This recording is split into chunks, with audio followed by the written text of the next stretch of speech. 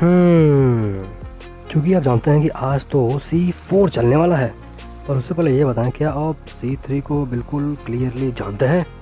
अगर नहीं तो हम आपको बहुत ही हैवीली रिकमेंड करेंगे कि आप सबसे पहले जाकर C3 को कंफर्म करें। कर लिया? कंफर्म हो गया? तो चलिए आगे बढ़ते हैं।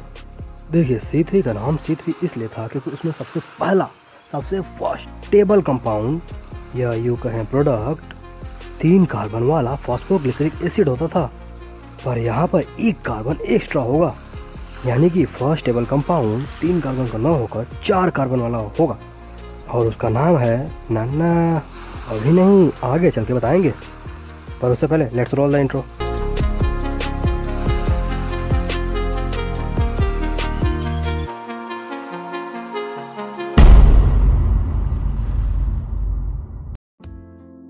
तो जाने से पहले हमने आपसे कहा था कि आज हम C4 पर डिस्कशन करेंगे। वह इससे पहले कि हम C4 स्टार्ट करें, उससे पहले वो 2-3 चीज़ें जाननी बहुत ज़रूरी है।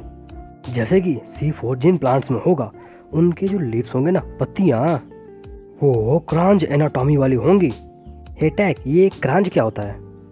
अरे बता रहा हूँ ना। ओके, तो हम कहाँ थे? हाँ, क्रांच एनाटॉमी।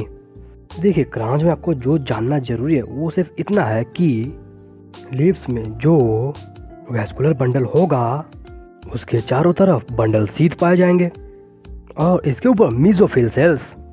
पर हाँ, मीजोफिल एरिया में पहले से टिश्यूज नहीं पाए जाएंगे। बंडल शीथ में बड़े क्लोरोप्लास्ट और मीजोफिल में छोटे।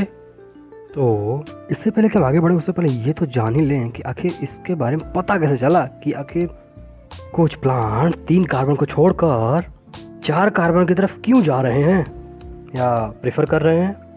देखिए, इन सबका श्रेय जाता सबसे पहले MD हैच और CR स्लैक को, ऑस्ट्रेलिया के।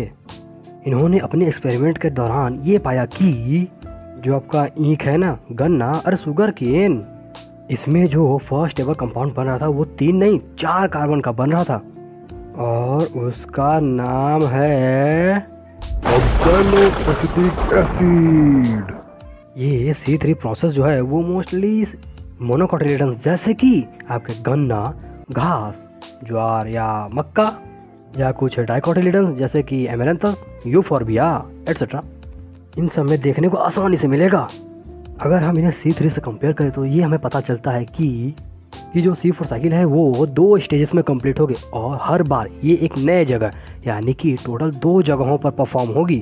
फर्स्ट स्टेज परफॉर्म होगा आपके मीजोफिल सेल में और सेकंड स्टेज बंडल शीथ में। अगर हम मीजोफिल में होने वाले फर्स्ट स्टेज को देखें तो जैसे कि C3 साइकिल में कार्बन डाइऑक्साइड को सबसे पहले एब्जॉर्ब करने के लिए एक 5 कार्बन का कंपाउंड पाया जाता था।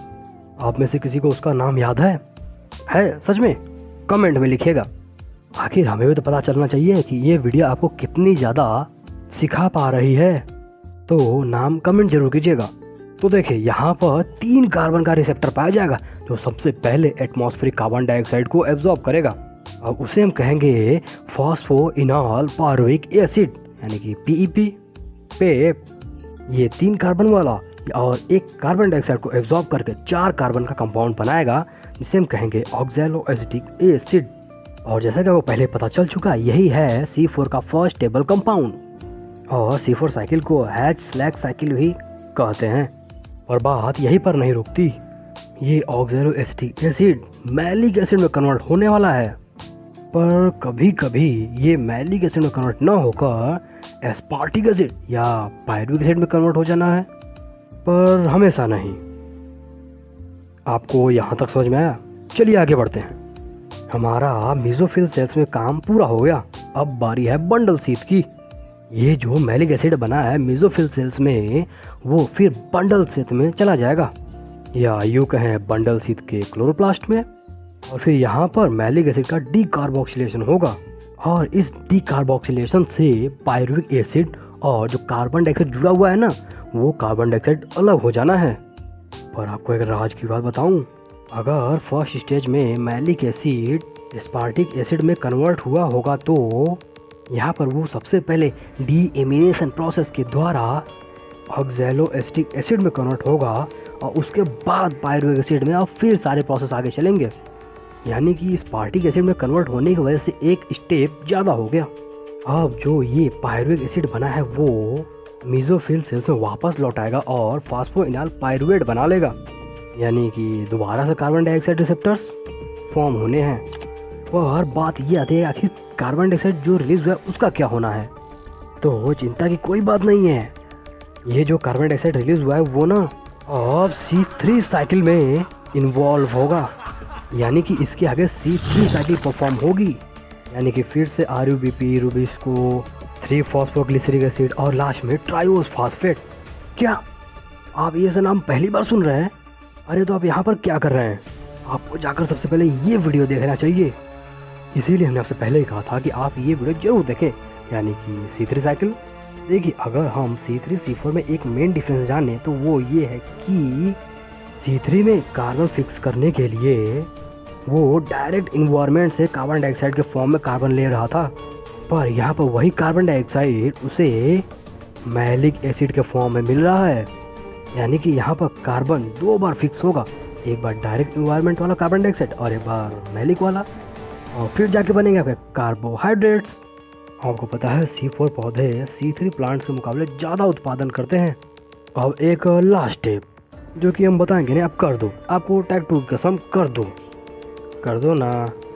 अगर आपको अभी कोई कन्फ्यूजन हो तो नीचे कमेंट बॉक्स खाली पड़ा है, वहाँ पर आपको 2 काम करने हैं। पहला, अगर आप ये वीडियो देख रहे हो तो आपको लिखना है नमस्ते, और दूसरा जो हमने क्वेश्चन पूछा था उसका आंसर करना है कि C3 में कार्बन डाइऑक्साइड रिसेप्टर का क्या नाम है।